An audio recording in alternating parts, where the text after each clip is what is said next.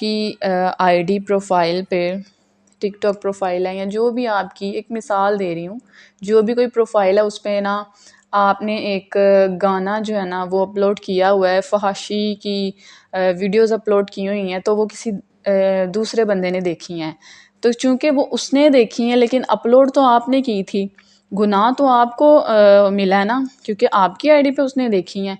इसी तरह सोचें ज़रा कि आपकी आईडीज़ में इस्लामिक वीडियोस होंगी, आपकी शेयर लिस्ट पे इस्लामिक वीडियोस होंगी, आपने इस्लामिक चैनल्स को प्रमोट किया होगा, तो आपका भी नेकी का हिस्सा जो है इसमें शामिल हो जाएगा।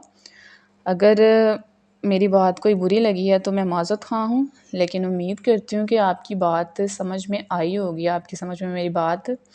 तो वीडियो को लाइक और शेयर करें, इस्लामिक चैनल्स को प्रमोट करें, फॉलो करें और दुआओं में याद रखें। अल्लाह आपका मेरा हामी व नासिर हो। अल्लाह हाफ़िज़।